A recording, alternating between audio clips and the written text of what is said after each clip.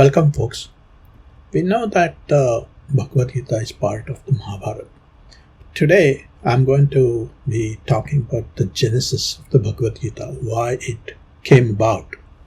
And for that, we need to understand what was the chronological order in which it came about.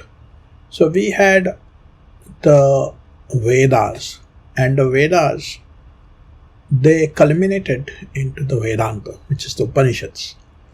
And we know that there is a very popular metaphor that's used for the Bhagavad Gita, which is that the Vedanta, the Vedas and the Vedanta are represented as a cow, and Sri Krishna is enabling Arjuna, who is depicted as a calf, to drink the milk from the Upanishads. So basically the gist of the Upanishads. That's how it's represented. But how did this come about? Why was the Gita told? And in order to understand that, we are going to see or understand the evolution of Veda and the Vedantas. So there were, like other streams of knowledge, the Vedas too developed over a long period of time.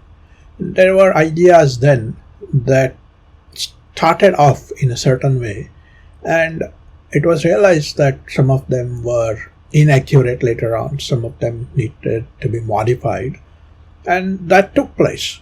And eventually, when it reached at its culmination into the Upanishads, the Vedanta, we see that there are many occasions where Vedanta actually kind of criticizes some of the practices that have been followed in the Vedas.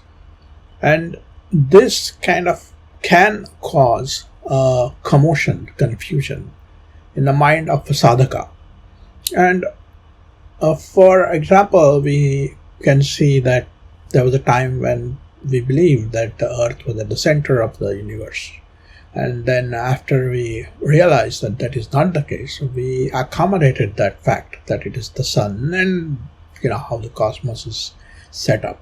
Similarly, once there was a dawn of the right knowledge in the Upanishads, then things that were done inaccurately before were condemned or at least brought to light that one needs to follow this practice in a certain way. And so, in order to reconcile these different conflicts, the great Vyas Maharshi took upon himself the task of this reconciliation. And one of his mammoth works was the Brahma Sutras, where we find him writing 555 aphorisms and sutras. And the four of them are studied widely. The first of them being, Athato Brahma Jidnyasa. But in the same vein, the Bhagavad Gita was born. In Bhagavad Gita, there is this questions that were asked of the Vedas and the Vedanta frequently, and it's kind of an FAQ, where there is a collection of and a systematic organization, analysis of these questions. So they were grouped together appropriately.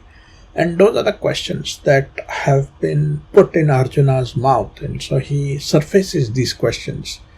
And Krishna does a magnificent job. And the whole Bhagavad Gita is brilliant in terms of how this analysis has been done. And what Bhagavad Gita does is it goes further than just doing the analysis. It goes to the core of the practices that are done in the Vedas and Upanishads, and even things like Patanjali Yoga Sutra. So what Krishna does in Bhagavad Gita is he understands the core principles that are responsible or that are active in these practices. It's very akin to somebody making a crude medicine. You are told that go to the forest, and if there is an ailment, you go to a forest and you take the leaves of a certain tree and then you make some kind of a concoction out of that and you mix some other chemicals in it. And now the whole process is pretty tedious. But then a chemist goes and he isolates the chemicals which are there in this process that are responsible for making the patient better. And then he takes that and he extracts that and makes it into a capsule. And that is kind of what Sri Krishna is doing in the Mahabharata. He has done all the heavy lifting. He has taken the complicated and complex parts of the different practices that have been told in the Vedas and the Upanishads. And then he makes a capsule out of that, which then is easy for the patient to take and get better. It's the same effect, sometimes even better. And he comes up with this capsule of Karma Yoga. And so that in short is the crux of how the Bhagavad Gita came to be, as an answer to these conflicting questions that one may have. And therefore you would see that right from the first chapter in the Bhagavad Gita, questions Arjuna is asking, like Sthita pratnyasya ka bhasha samadhistasya keshava sthitadhi kim prabhashet kim asita vrajeta kim. How does a knower of Brahman behave? So these are very typical questions that an aspirant would have. Or he asks that, I am confused by the things that you are telling me. Tell me one thing for sure. Or he asks in the chapter on 12th chapter on devotion that there is this path of the Patanjali Yoga Sutra or some other one that are extremely difficult for me to follow. Don't I have any hope then? And so Krishna answers those too. So one can trace this resolution of conflicts that has been carried out in the Bhagavad Gita. Thank you.